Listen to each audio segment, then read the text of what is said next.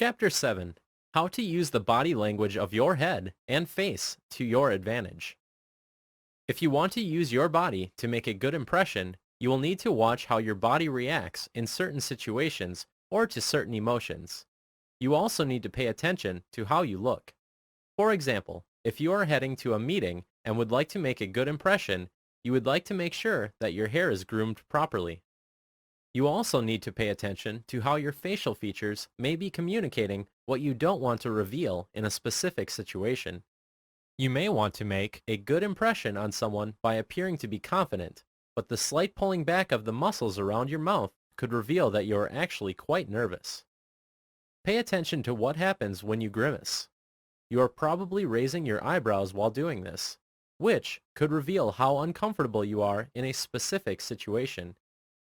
If you are lying to your friend about how gorgeous her new dress is, watch out for these tiniest of movements your friend might catch up on, and she will know that you are not telling her the truth. Watch how you maintain eye contact with others. It needs to be just the right balance.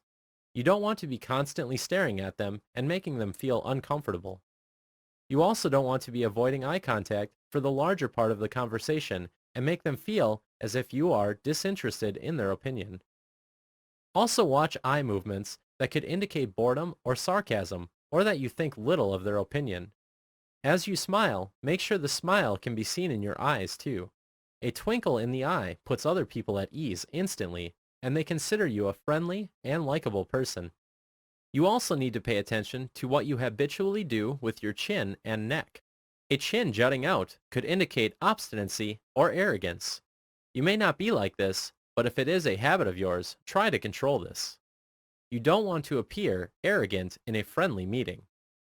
If you have a habit of lowering your neck, head, and eyes, you may want to watch it. This could indicate a lack of confidence or disinterest. Keep your neck and head straight, yet relaxed. Keep your eyes in front of you and avoid staring at the floor or at the ceiling. Chapter 8. How to use the body language of your torso, arms, and hands to your advantage. If you pay attention and hold your neck and head high, it is possible that the rest of your body will align to this posture and appear confident and secure. Still, pay attention to how you keep your back and shoulders. Do you tend to slouch, or do you hold it high and erect? Keep your back straight, but not stiff, and avoid your shoulders from moving forward if you want to appear confident and in control of your feelings. If the situation demands you to be sympathetic, you could allow your back and shoulders to move forward a little. But if it is a regular posture for you, do something to fix it. If it is because your back and shoulder muscles are weak, try to indulge in exercises to strengthen your back, especially that make you bend backwards. These will strengthen your back muscles and also make you more aware of this area.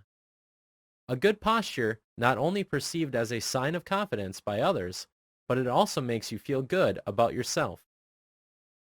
While going for a handshake, move to the left side as the person approaches you, and then extend your arm horizontally. Keep your palm down and grab their palms firmly, but not tightly. Pull them in slightly and hold their elbow with your left hand. Watch how you move your hands and arms while talking or listening to others. If your hands are fidgeting, the other person may catch up on your anxiety. If your arms are crossed too tightly, the other person may interpret it as anger. If your arms are just hanging loosely, you could come across as arrogant. If you don't know what to do with your hands, the best and the simplest thing to do would be to keep your palms in your lap. Don't clutch them too tightly, just gently hold them together. If you have a habit of using too many hand gestures, this would again be the best choice. If you are standing, keep your hands by your side comfortably, but not too stiff. Chapter 9. How to use the body language of your legs and feet to your advantage. In Chapter 6, we saw the leg gestures can reveal a lot about a person's feelings, emotions, and attitudes. So, while you are paying attention to what your eyes, mouth, neck, back, arms, and hands are doing, pay attention to your legs and feet too, because they could actually ruin the effort you put in with controlling the movements of your upper body. Avoid crossing your legs too tightly. as it may make the other person feel that you are hiding something or closing yourself up. At the same time, just flinging them in front of you carelessly is also not a good idea, since it could indicate disrespect and arrogance. A habit of moving your legs or tapping your foot could be mistaken for anxiety or impatience, so watch out for that. Furthermore, it is an easily noticeable gesture. Instead, try to keep your legs parallel to the ground, comfortable, and relaxed. If you want to look confident while walking, your stride should be strong and your gait steady. A good posture while walking will make this easier for you. Avoid slouching or slumping, which indicate fear and lack of confidence. Avoid fidgeting or shuffling your feet or crossing them around each other or around the furniture, as it displays nervousness.